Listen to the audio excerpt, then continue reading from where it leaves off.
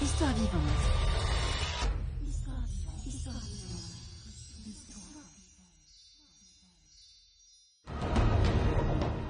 The Soviet Union has carried on the most massive military build-up the Opération world has éclair ever seen. destinée à chasser la monarchie et à mettre en place un régime pro-soviétique. Where the pro-Soviet regime has been replaced by a government even more friendly to Moscow.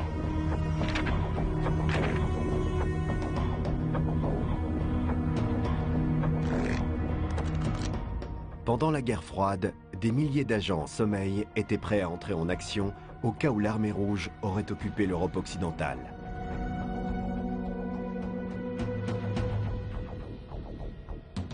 Un réseau paramilitaire de l'OTAN, le Network Stay Behind, connu depuis 1990 par le nom de sa section italienne, Gladio.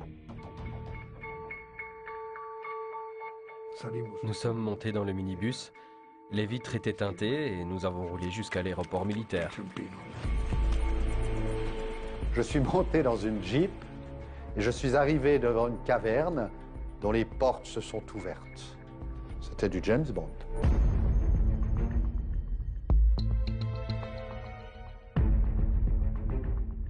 Nous nous sommes dit que parmi les agents, peut-être que l'un ou l'autre avait une motivation telle qu'ils avaient envie de passer à l'action.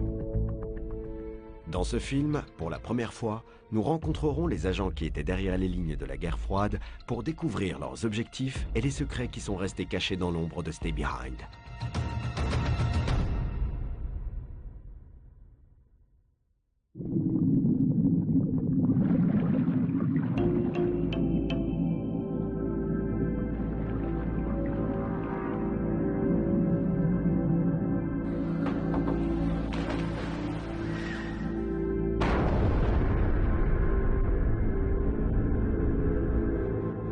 Fin septembre 1985, une bombe a été placée dans la piscine.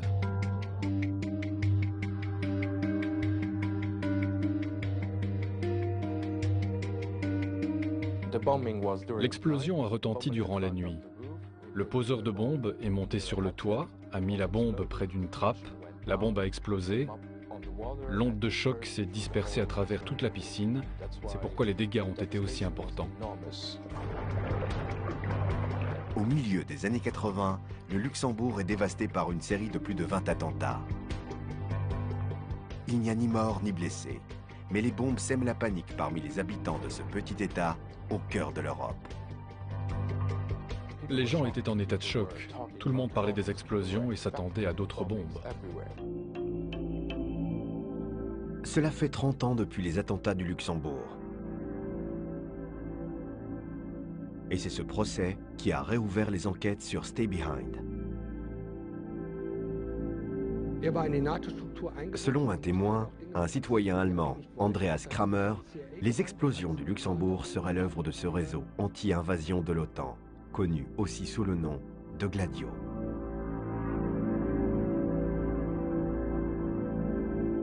Kramer a dit des choses terribles. Il a dit que les Allemands étaient présents au Luxembourg, le BND. Il a dit que son papa était un Gladio. Il a dit que les explosifs ont été volés par eux-mêmes dans les carrières. Kramer a répété à plusieurs reprises sous la foi du serment ces graves accusations. Personne ne l'a cru. Le procès au Luxembourg a lancé des ondes de choc à travers l'Europe. À Berlin, une députée du Bundestag a demandé au gouvernement des informations sur les activités de Stay Behind dans l'Allemagne de l'Ouest. En 1991, j'avais déjà transmis une première question sur Gladio au Parlement, car à ce moment-là, le soupçon que Gladio ait été impliqué dans l'explosion à l'Oktoberfest existait déjà. Et aussi parce qu'il existait des soupçons concernant l'attentat de Bologne et aussi des attentats dans de nombreux autres États de l'Union européenne où ces structures paramilitaires étaient actives.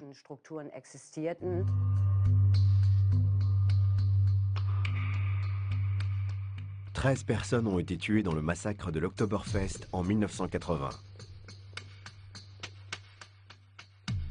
Y compris le responsable de l'attentat, le néo-nazi Gundolf Köhler.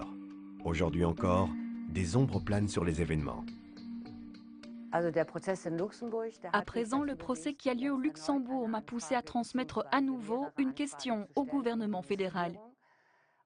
Pourquoi les services secrets n'ont-ils jamais fait la clarté sur ce point? Pourquoi les citoyens ne peuvent-ils toujours pas recevoir des informations sur Stay Behind?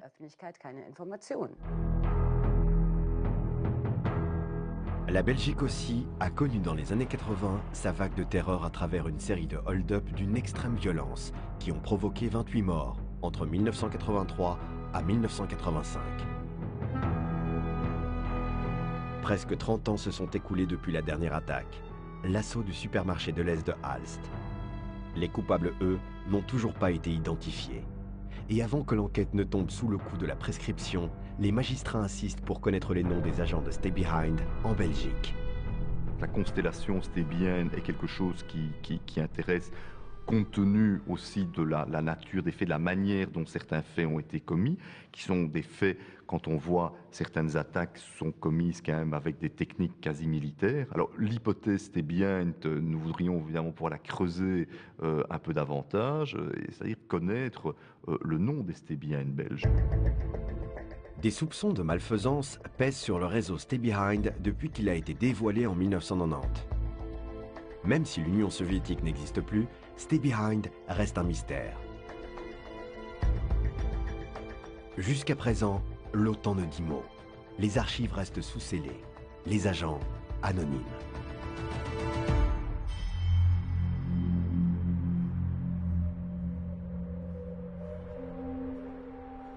Albert Raas a dirigé un des deux réseaux Stay Behind en Belgique, le pays où tout a commencé.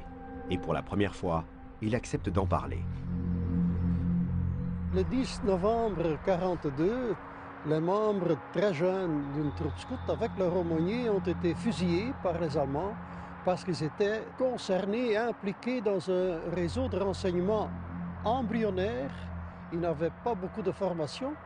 Ils étaient évidemment très enthousiastes, mais sans écolage, sans équipement.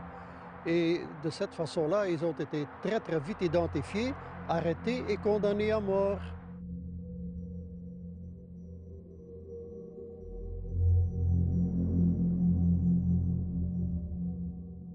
C'était vraiment le argument principal pour essayer, après les hostilités, de créer des organisations Stay Behind, c'est-à-dire le renseignement derrière les lignes pour éviter ce genre de tragédie. Durant l'invasion des Ardennes, au cours de la Seconde Guerre mondiale, les résistants belges avaient mis en difficulté les troupes nazies en retardant leurs manœuvres ou en les attirant dans des embuscades. Par exemple, par des actions de sabotage aussi simples qu'intervertir des panneaux de signalisation.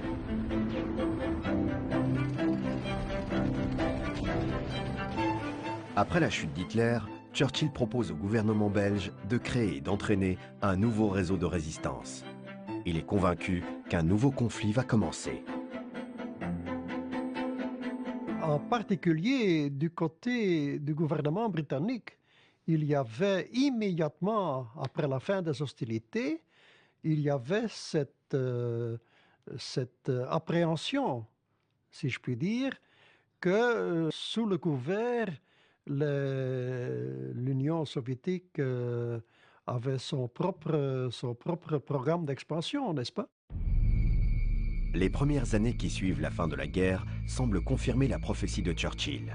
Les pays de l'Europe centrale et de l'Est tombent les uns après les autres sous le contrôle de l'Union soviétique. From Stettin in the Baltic to Trieste in the Adriatic, an iron curtain has descended across the continent. Mais le rideau de fer pourrait bien vite se déplacer plus à l'ouest. Craignant une attaque et occupation soviétique, les pays de l'Alliance Atlantique commencent à préparer leur résistance. L'objectif est de laisser derrière les troupes qui sont parties des agents qui pourront mener des opérations sur les arrières de l'armée ennemie. Donc, stay behind, rester derrière. Le projet est lancé d'abord en Belgique. un pays stratégique en raison de ses ports sur l'Atlantique, mais aussi vulnérable en cas d'invasion. L'idée était donc d'utiliser l'expérience de ceux qui avaient fait la résistance pendant la guerre, après cette guerre, pour aider la Belgique et l'OTAN, qui est née en 1949, à se prémunir et à se préparer. Le concept de Stay Behind n'est pas une idée originale de la guerre froide. Il a un parrain bien moins noble que Winston Churchill. Durant les derniers mois de la guerre, Heinrich Himmler, le ministre de l'Intérieur d'Hitler, avait recruté des civils afin qu'ils agissent derrière les lignes ennemies. Ce projet est appelé Wehrwolf.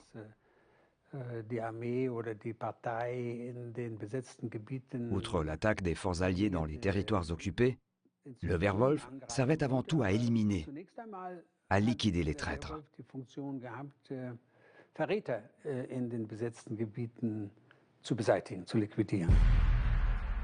Durant sa retraite de Russie, le général nazi Reinhard Gehlen avait laissé derrière lui un réseau d'agents. Le proverbe dit « L'ennemi de mon ennemi est mon ami ». Et une fois la guerre terminée, c'est à Gehlen que les Américains demandent de former les services secrets et le Stay Behind allemand. Ainsi naît l'organisation Gehlen, qui n'hésite pas à recruter des criminels de guerre nazis pour combattre le communisme. On ne peut pas envoyer 8 millions de membres du parti quelque part dans le désert. Cependant, il fallait séparer le grain de l'ivraie, exclure les criminels. Mais ce procédé entrepris dans tous les appareils de l'État en Allemagne n'a pas été suivi par l'organisation Gehlen, qui était financée par les Américains avant même la fondation de la République fédérale. Elle a donc eu cette grave lacune dès le départ. Come on, comrade. You may not like what you're about to see, but it could happen to you.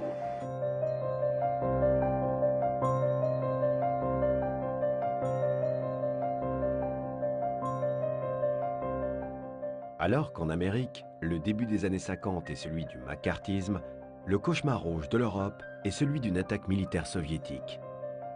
Une peur qui ne diminue pas quand au Kremlin, c'est Khrouchtchev qui prend la place de Staline.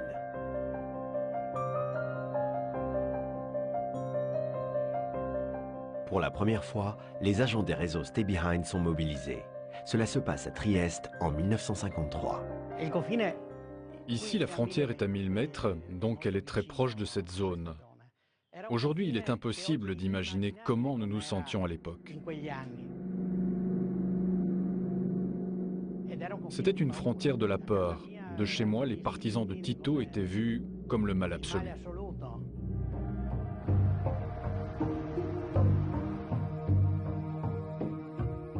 Après la Seconde Guerre mondiale, Trieste est comme Berlin, une ville divisée. Le secteur A est confié aux troupes anglo-américaines, le secteur B à la Yougoslavie. Mais quand la ville est restituée à l'Italie, Tito menace d'attaquer. Le danger d'une invasion venant de l'Est était incontestable, et cela nous hantait. D'anciens résistants qui avaient combattu contre les nazis reçoivent l'ordre de se placer à des endroits stratégiques le long de la frontière, prêts à réagir en cas d'invasion. Je me rappelle qu'en passant en train, on voyait les abris, les bunkers, les soldats prêts à repousser une attaque. Il n'y a pas eu d'attaque. Mais la répression de la révolte de Budapest présage ce qui pourrait rapidement survenir en Europe occidentale. Le projet Stay Behind devient une priorité stratégique. L'objectif des réseaux Stay Behind donc, est double. Le premier, c'est d'organiser des filières d'évasion pour faire évader qui? Pour faire évader toutes les personnes indispensables au fonctionnement d'une nation. Le deuxième pôle d'un réseau Stay Behind, c'est le réseau Action. Donc il y a là de la propagande, il y a là des sabotages, il y a là du combat. Après les événements de Budapest, le projet Stay Behind s'étend de la Belgique à toute l'Europe de l'Ouest. 50 unités sont recrutées en Norvège, 150 en Allemagne, plus de 600 en Italie et carrément 3000 en France. Les réseaux Stay Behind sont indépendants, mais reliés entre eux. Ils sont entraînés de la même manière par les services britanniques. Ils sont en contact par radio et les chefs nationaux se réunissent périodiquement en comité clandestin à l'OTAN pour échanger idées et expériences.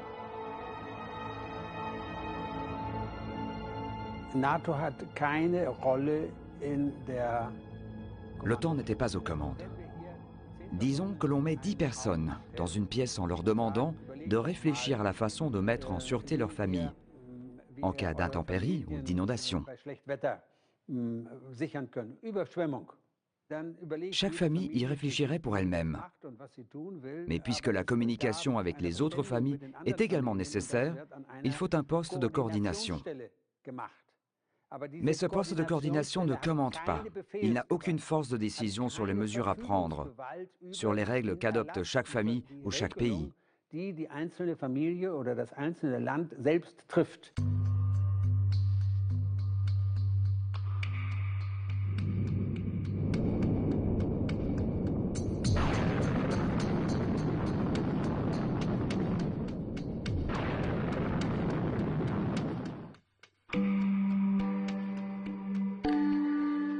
La peur d'un conflit militaire Est-Ouest est telle qu'à partir des années 50, même la très neutre Suisse développe un réseau anti-invasion. Il existera jusqu'en 1990 sous le nom de code P26. À propos des gens de la P26 qui appartenaient à cette organisation ou qui la dirigeaient, j'aimerais dire qu'ils m'ont tous donné l'impression d'être des gens qui voulaient faire quelque chose de positif pour leur pays. Ce n'étaient pas des fascistes, c'était un peu middle of the road, donc milieu de la route, monsieur et madame tout le monde.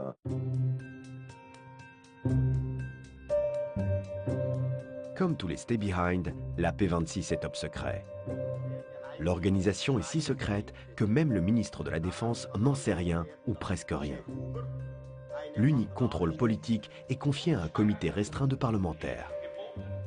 Jusqu'à sa dissolution, Jacques-Simon Aigli en a été membre.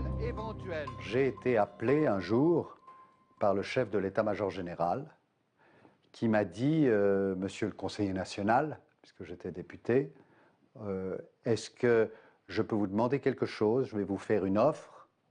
Si vous refusez, on n'en parle plus. Je vous demande simplement de ne pas en parler. Je lui ai dit d'accord. Un jour, on est venu me prendre en hélicoptère à Berne, et puis de Berne, on m'a emmené en hélicoptère à Gstaad. Et puis à Gstaad, je suis monté dans une Jeep, et je suis arrivé devant une caverne dont les portes se sont ouvertes. C'était du James Bond. Les entraînements de la P26 se déroulent dans un bunker de la Seconde Guerre mondiale, dissimulé parmi les villas de luxe de Gstaad. Chaque membre connaissait cet endroit où nous nous trouvons à présent, le Schweizerhof. Là, on leur donnait une cellule où ils dormaient et mangeaient. Ils travaillaient souvent à des tâches qu'on leur confiait. Et quand ils sortaient dans le couloir, ils devaient se mettre une cagoule de terroristes, parce que personne ne devait les reconnaître.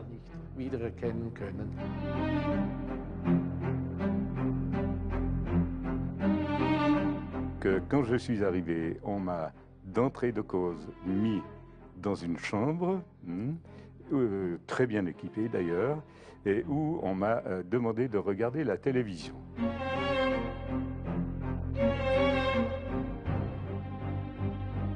La télévision, je l'ai allumée, et il y avait effectivement le chef de l'armée de l'époque qui nous donnait un message et qui nous disait que c'était une structure qui avait été acceptée et décidée par le Conseil fédéral et dont les objectifs étaient de réussir, si la Suisse était sous l'emprise d'un ennemi, de résister.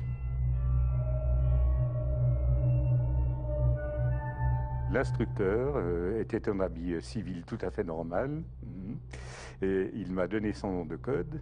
C'est ce nom par lequel je l'ai appelé par la suite. Et c'est là qu'on m'a donné mon nom, Guy.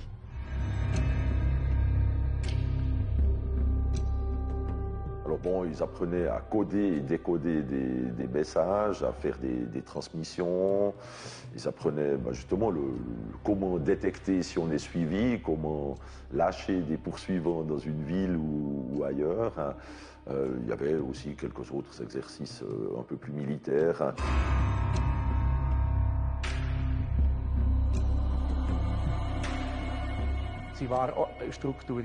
Ils étaient organisés en 80 régions. Des petites cellules, des petits groupes d'environ 5 ou 10 membres.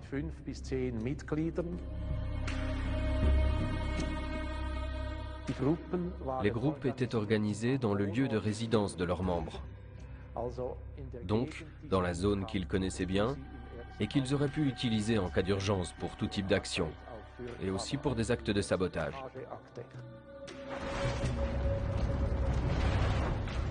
La P26 ne fait pas partie du réseau Stay Behind, mais l'organisation est structurée de la même manière. C'est aussi les services britanniques qui s'occupent de l'entraînement des instructeurs suisses. Après la découverte du réseau, une enquête spéciale a été effectuée pour vérifier s'il y avait eu violation de la neutralité de la Suisse et de ses lois.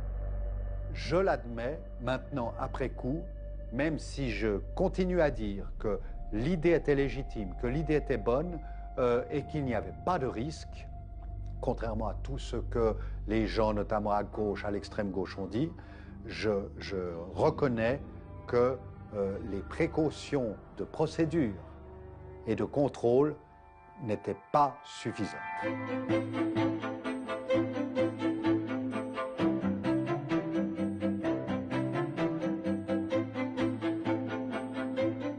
Mais durant les années de la course aux armements, de l'expérimentation nucléaire et de la conquête spatiale, le respect des garanties démocratiques est considéré comme un luxe auquel on peut facilement renoncer. L'existence d'un projet Stay Behind a un sens seulement s'il est absolument top secret, même à l'intérieur de sa propre structure.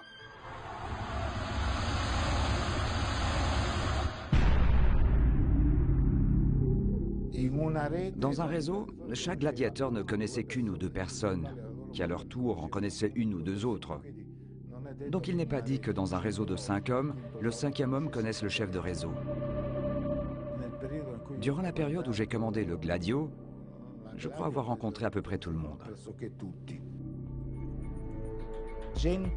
Ces gens croyaient en ce qu'ils faisaient, croyaient en ce qui leur avait été dit. C'est-à-dire qu'ils devaient œuvrer pour la défense du pays, qu'ils ne devaient s'attendre à rien. La seule chose sur laquelle ils pouvaient compter, c'est que leur nom ne serait jamais divulgué. Le réseau italien Gladio est jusqu'à présent le seul à avoir révélé les noms de ses agents. Parmi eux, il y a des enseignants, des ingénieurs, des chasseurs et des bûcherons. Ils appartiennent à la classe moyenne, sont anticommunistes et surtout au-dessus de tout soupçon.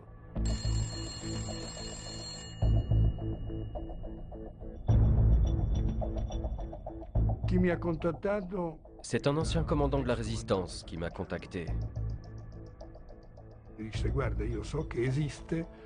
Il m'a dit, écoute, je sais qu'il existe. En fait, d'une certaine manière, j'y ai contribué. J'en fais partie depuis le début. Une organisation de l'État, des forces armées qui s'occupent de préparer des gens en les spécialisant dans l'activité clandestine, en territoire occupé. Cela m'a convaincu et j'ai dit oui, en principe.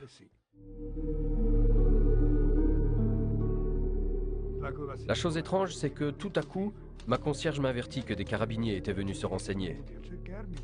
Dans le sens où ils posaient des questions sur mon compte, comment j'étais, comment je me comportais.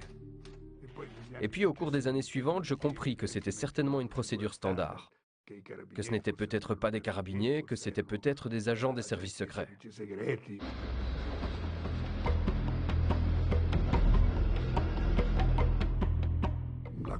L'instruction qui m'avait été donnée était celle de me présenter dans un bar précis de la gare de Rome.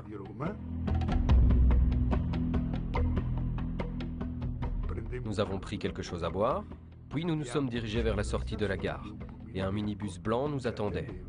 Nous sommes montés à bord, les vitres étaient teintées, et nous avons roulé jusqu'à l'aéroport militaire.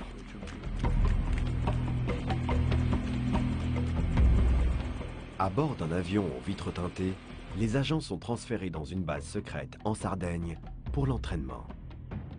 Moi, j'ai eu l'entraînement normal à la défense, avec les armes légères, des armes de combat individuelles.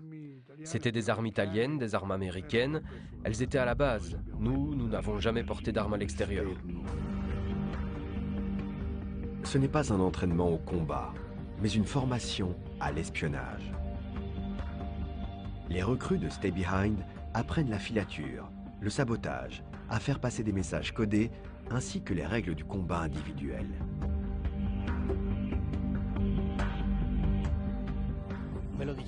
Nous vous le disons sans mâcher nos mots.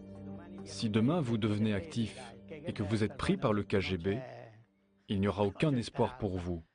Vous mourrez d'une atroce manière. C'est choquant, mais on se dit, eh bien, coûte que coûte, c'est quelque chose que je dois faire.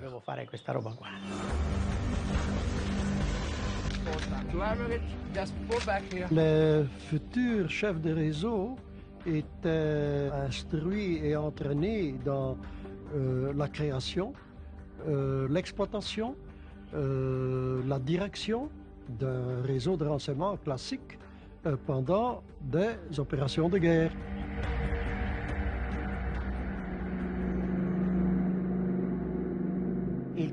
La tâche principale était de recueillir nos pilotes tombés en territoire occupé. Parce que, comme ils ont pris soin de nous expliquer, alors qu'une division blindée peut être mise en place dans les 3 mois, il faut 5 ans pour former un pilote de chasse. L'activité la plus importante est celle de l'exfiltration. Faire entrer et sortir des hommes et des objets d'un territoire occupé.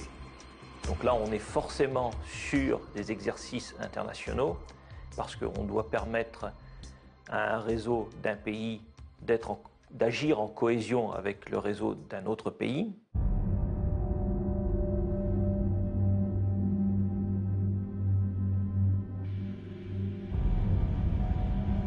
Bon, on a fait des exercices avec des services alliés, avec les Français, les Anglais, les Américains, avec beaucoup de services alliés, par exemple d'infiltration par voie aérienne.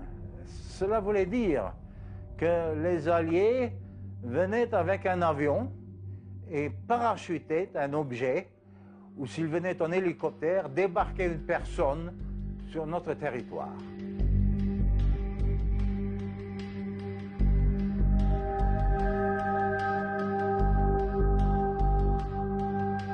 Et les agents savaient donc, tel jour, à telle heure, à cet endroit, il y aura un avion qui va passer et qui va parachuter un objet. Alors, ils se trouvaient en place, ils avaient une petite lampe de poche, et c'était très, très précis. La personne à exfiltrer était prise en charge par un agent et conduite dans une maison sûre avant d'être confiée à un autre agent, comme dans une chaîne humaine.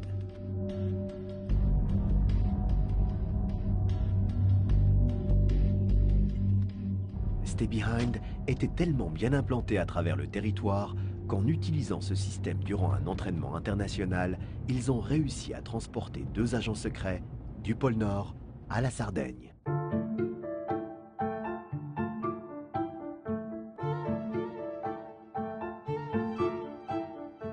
L'Union soviétique a aussi ses propres réseaux secrets en Europe à utiliser en cas d'attaque. Les Spetsnaz. Hommes et femmes qui vivent cachés dans les pays occidentaux, entraînés pour préparer l'invasion. Ce sont des réseaux totalement dormants. Et ils doivent attendre l'arrivée des troupes soviétiques pour se mettre en avant, pour agir sur l'avant des troupes soviétiques.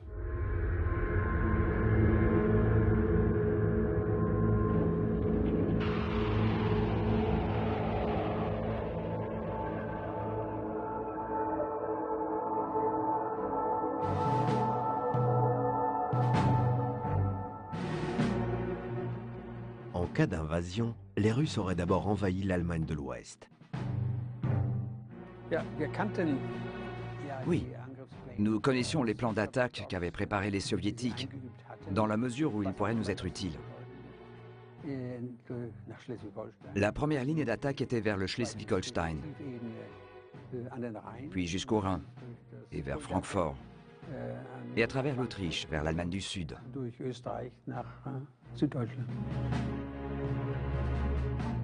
Les agents savaient que la première chose à faire en cas d'invasion était d'allumer leur radio.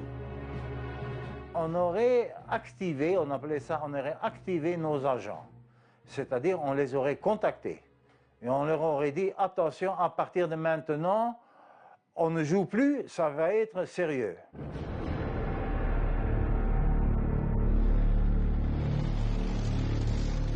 L'Union soviétique va nous envahir. Nous, on va correspondre, on va communiquer avec vous par poste radio. Et puis, on aurait rejoint une base en zone libre.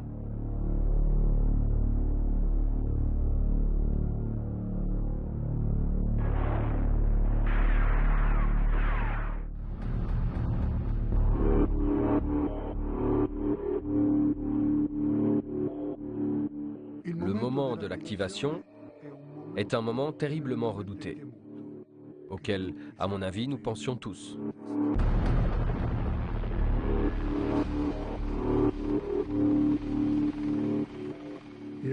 J'avais mis en place le démantèlement immédiat, des lieux sûrs à atteindre, déjà identifiés, et jamais communiqués à qui que ce soit.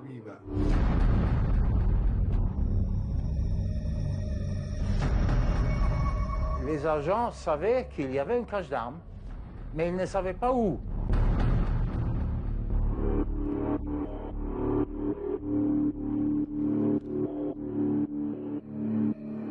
Et encore, en cas d'occupation, et si besoin en était, on aurait informé les agents. On dit, vous trouvez des armes, là, à cet endroit, allez creuser là-bas, vous les trouverez.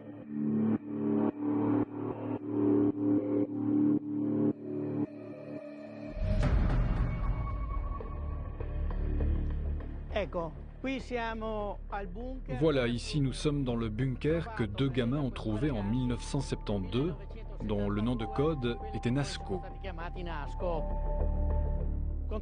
Il contenait plusieurs choses, des explosifs, des mitraillettes Sten, des pistolets Star espagnols, des détonateurs, l'équipement typique d'une guérilla. Ceci sont les photos originales des dépôts enterrés par Gladio dans les forêts du nord de l'Italie, dans les églises ou même dans les cimetières. Ils contiennent des bombes et des fusées, des lingots d'or et des médicaments. Tout l'équipement d'une cellule de résistance.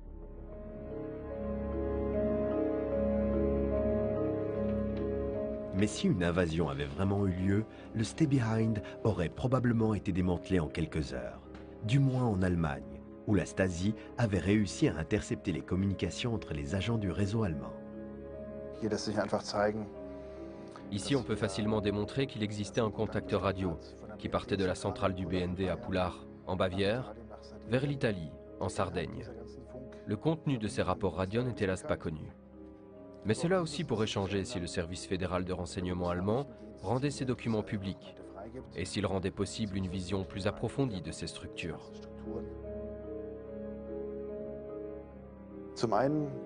Les documents de la Stasi peuvent donner des informations sur le nombre des agents, les Überrollagenten qui étaient actifs sur le territoire de la République fédérale dans les années 80, ou même avant.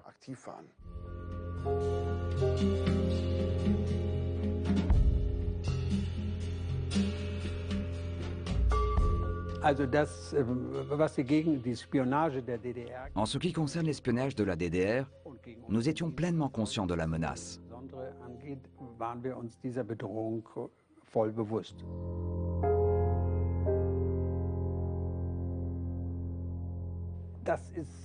C'était pour ainsi dire notre pain quotidien, et il fallait s'exercer pour ça. En effet, les agents devaient avoir sur eux le moins de documents écrits possible, et ils devaient savoir utiliser les appareils de transmission de la manière la plus prudente et la plus sûre qui soit. Dans ses rapports sur les activités de Stay Behind, la Stasi souligne la nécessité en cas de conflit d'éliminer les agents et mentionne au moins un cas où les réseaux ont été impliqués dans l'exfiltration de l'Est vers l'Ouest. En effet, la Stasi a aussi réussi à dresser avec précision la carte de toutes les cellules de Stay Behind.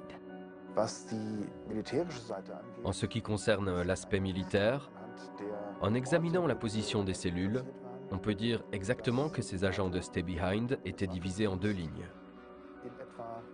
Donc, on peut dire sans aucun doute que l'OTAN ou le Bundesnachrichtendienst ont pensé à environ 2 vagues en cas d'attaque. Et les agents seraient devenus actifs après que l'armée russe aurait dépassé ces lignes.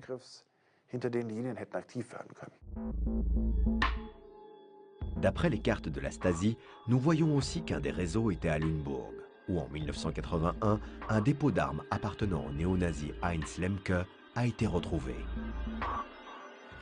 Ce matériel n'était pas en mauvais état. Il était original, empaqueté de manière vraiment professionnelle. Cela signifie qu'il était protégé du vent et des conditions climatiques, de l'humidité, du froid, de la chaleur. Il était à l'abri de tout et aurait pu rester là de nombreuses années. Toutes ces caisses étaient militaires, et la question se pose de savoir comment Heinz Lemke, qui était à l'époque garde forestier, avait pu payer tout ce matériel, où il avait pu se le procurer. Lemke est parmi ceux qui étaient soupçonnés d'avoir fourni les explosifs utilisés lors du massacre de l'Oktoberfest. Mais il n'a pas eu le temps de s'expliquer. Peu après son arrestation, il s'est suicidé dans la prison où il était détenu. Je suis certain que Heinz Lemke n'était pas un agent de l'organisation Stay Behind allemande, parce qu'il n'avait pas les qualités requises. En effet, dans ce domaine, les services secrets devaient être particulièrement méticuleux et exclure dans tous les cas les personnes qui avaient une opinion politique extrémiste ou des activités de ce genre. Cet homme n'avait pas pu être recruté pour Stay Behind. Mais même la fin de la guerre froide, qui rend inutile l'existence de Stay Behind, ne permettra pas de déterminer s'il existe des liens entre le réseau et les néo-nazis allemands.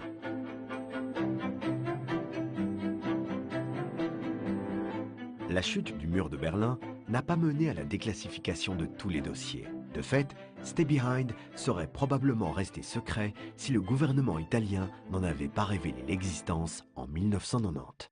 On a aboli les structures Stay Behind, c'est-à-dire on a enlevé le matériel aux agents et on a remercié les agents parce qu'ils étaient courageux et parce qu'ils offraient leur temps libre à l'instruction, parce qu'ils étaient volontaires pour aider le pays. Mais en Italie, le pays qui a révélé l'existence de Stay Behind, personne ne remercie les agents pour leur patriotisme.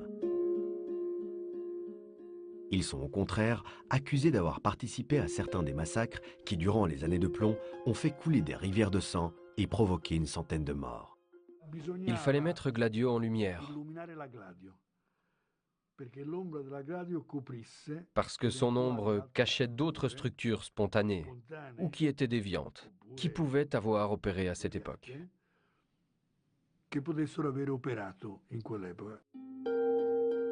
La révélation du gouvernement italien entraîne un effet domino quand on découvre que chaque pays de l'Europe de l'Ouest a son Stay Behind.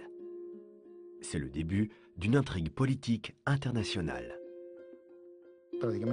Pratiquement tous les pays ont fait des reproches à l'Italie, nous accusant d'avoir révélé un secret de l'OTAN.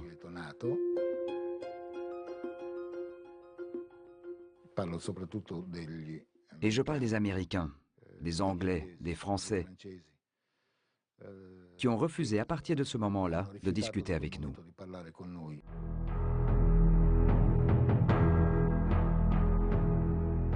La découverte de l'existence d'une armée secrète au cœur de l'Europe fait sensation dans les appareils d'État. Surtout en Belgique, où il existe 2 réseaux. L'un qui dépend de la sûreté de l'État et l'autre de l'autorité militaire. Le service Stay Behind en Belgique existait bien sûr, était excessivement cloisonné, était probablement le secret le mieux tenu de tout l'État belge.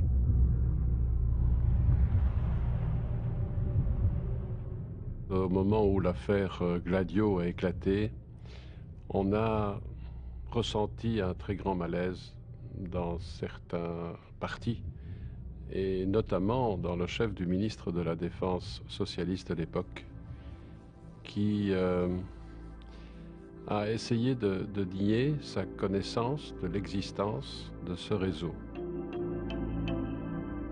Le Sénat belge crée une commission pour enquêter sur le Stay Behind. Je me rappelle qu'à 3 reprises, un des commissaires de la commission parlementaire m'a demandé de donner le nom. La première fois, j'ai dû répondre niet. La deuxième fois, j'ai encore une fois répondu gentiment niet. Et la troisième fois, j'ai dit niet chevaux. Et ça, elle avait compris. J'ai demandé à cette commission parlementaire, plutôt que de continuer à calomnier ces gens-là, qui devaient plutôt envoyer une lettre de remerciement pour les remercier, ils n'ont pas donné suite. Ces hommes n'ont pas hésité à se servir d'un arsenal d'armes étonnamment meurtrières. Ce sont des hommes dangereux qui semblent tirer avant de discuter. Le soupçon le plus grave qui pèse sur Stay Behind est celui d'avoir été impliqué dans une série de hold-up qui ont causé la mort de 28 personnes dans le Brabant entre 1983 et 1985.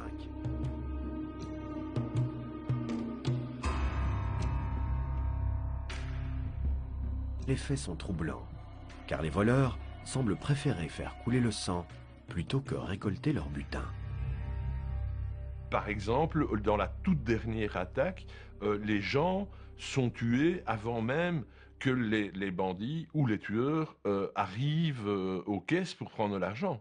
C'est vraiment, on commence par tuer et puis on va effectuer le vol. Mais on tue des gens qui n'ont rien à voir avec le magasin, qui ne sont pas non plus des agents de sécurité. Ce sont des gens qui, pour leur grand malheur, allaient faire leurs courses ce samedi soir-là.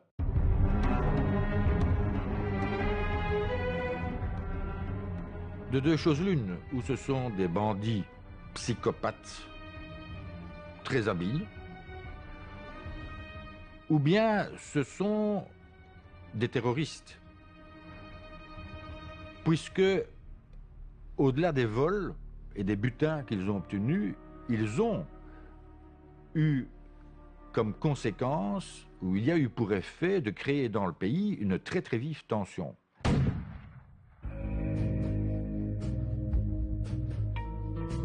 Et donc l'idée qui a germé et sur laquelle on a travaillé les enquêteurs de leur côté, les journalistes d'un autre côté, c'était effectivement, est-ce que ces actions ne sont pas là pour essayer de renforcer l'appareil sécuritaire de l'État en disant ben il est trop faible, il faut qu'on ait un meilleur appareil sécuritaire, d'autant plus qu'on était dans ce mouvement pacifiste qui en Belgique a été extrêmement fort. Donc certains pouvaient considérer que la Belgique était un peu à la fois une place stratégique et un maillon faible dans le dispositif OTAN.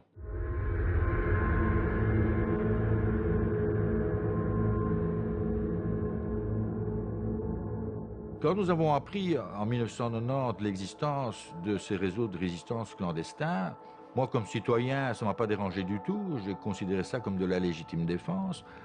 Mais nous nous sommes dit que parmi les agents de ces services de renseignement souterrain, de ce Stay Behind, peut-être que l'un ou l'autre avait une motivation telle qu'ils avaient envie de passer à l'action, pour démontrer plus rapidement la nécessité de renforcer notre système.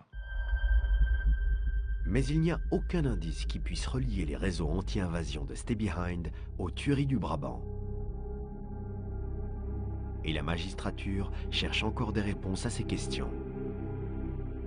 Avec les services de renseignement civil, il y a eu un minimum de collaboration, en ce sens que on a obtenu des prénoms et les premières lettres de certains membres du Stay Behind civil, qu'on appelait le STC-MOP chez nous. Ça n'a rien donné. En ce qui concerne les renseignements militaires, là, nous nous sommes heurtés vraiment à un mur.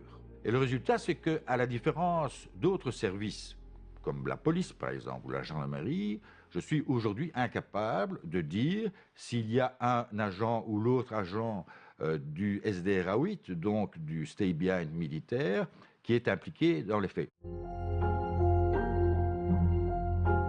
Les personnages dont j'ai connu l'existence et dont j'ai connu l'appartenance à Stay Behind étaient des personnes d'une très haute qualité morale. Certains étaient aussi des hauts magistrats. Il était totalement impossible qu'il y ait eu un lien entre le Stay Behind et des organisations criminelles parce que le cloisonnement vertical et horizontal qui encadrait le système Stay Behind en Belgique rendait totalement impossible que quelqu'un puisse y pénétrer de quelque manière que ce soit. Personne encore ne sait si les tueries du Brabant ont été commises par une bande de criminels ou par des terroristes. Mais l'usage politique de la terreur a été l'un des instruments de la guerre froide en Europe. Et encore une fois, c'est en Italie que la lumière sera faite. Il ne faut pas perdre de vue que les structures Stay Behind s'inscrivent parallèlement à toute une série d'opérations montées par les services de renseignement pendant la guerre froide. En Italie, par contre, après 1968, une invasion soviétique n'est pas ce que craignent le plus les services de l'État. Pour eux, le péril rouge est à l'intérieur. La gauche pourrait saisir le pouvoir à travers une insurrection. Alors, Stay Behind ne suffit plus. Une autre organisation qui recrute des membres de l'extrême droite pour qu'ils opèrent sur le front interne est créée. Ainsi naît un Gladio noir. D'une part, cette organisation avait une série de tâches semblables à celles du vrai Gladio, c'est-à-dire l'intervention en cas d'invasion, etc. D'autre part, elle avait des tâches qui étaient, disons, politiquement opposées à la gauche.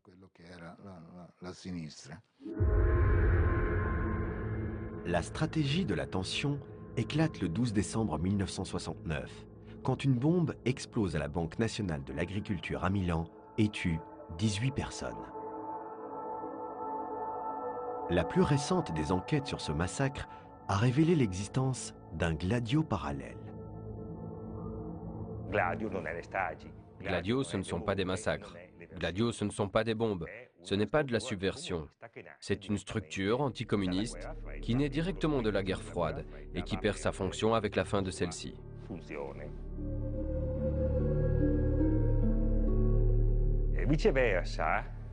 Au même moment, quelque chose d'autre est apparu dans les enquêtes milanaises.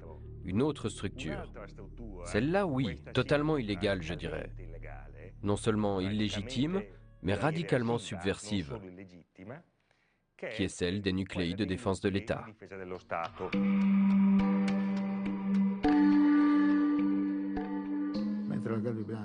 Alors que le Gladio blanc était résolument apolitique, le Gladio noir, c'est-à-dire la NDS, a volontairement, ou du moins a accepté, l'infiltration de certains groupes d'extrême droite. Groupes qui ont ensuite été impliqués dans les attentats de Piazza Fontana et dans plusieurs autres attaques terroristes.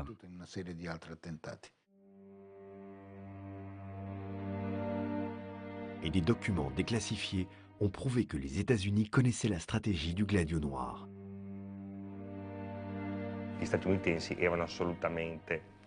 Les Américains étaient tout à fait au courant des projets de la droite italienne. Je crois cependant, en accord avec la stratégie des États-Unis dans les années 60, que c'était vu comme un moment de confinement. Ces groupes n'ont pas été manipulés jusqu'à recevoir des ordres. Mais les services secrets américains et italiens ont pensé en partie que cette série d'attentats était purement démonstratif et sans victimes. C'était un moyen de confiner le danger, vu avec bienveillance et sans répression. Un contrôle, une supervision sans répression. Faites comme vous voulez, cela nous arrange. Au Luxembourg aussi, on soupçonne que les attentats des années 80, qui font maintenant l'objet d'un procès, ont été commis par des membres de l'appareil de l'État. Ce sont des agents du FBI qui en ont émis cette hypothèse durant leur enquête sur l'étrange série d'explosions qui a secoué le Grand-Duché. Ils sont venus et peu après, ils m'ont envoyé une réponse avec une description du profil des attentats.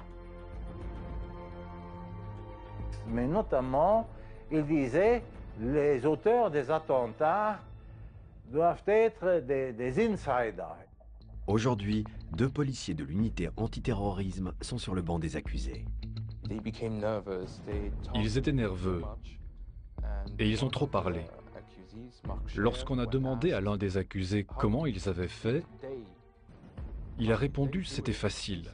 On a déclenché la bombe à retardement et on est parti.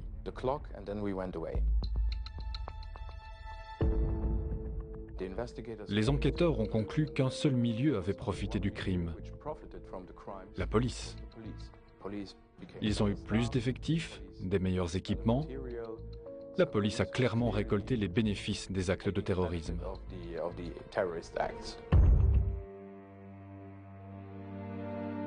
Le Stay Behind n'a aucun rapport avec cette histoire de bomber pendant les années 80. Aucun rapport. On avait au Luxembourg, pour une autre dimension, 10 personnes, 10 agents. Nos agents n'avaient pas de mission de combattants. Ils n'étaient pas entraînés à tirer avec des armes à feu. Ils n'étaient pas entraînés à faire des explosions. D'activer les agents déjà en temps de paix pour d'autres raisons que pour des raisons purement stratégiques. Non, non, jamais, jamais, jamais.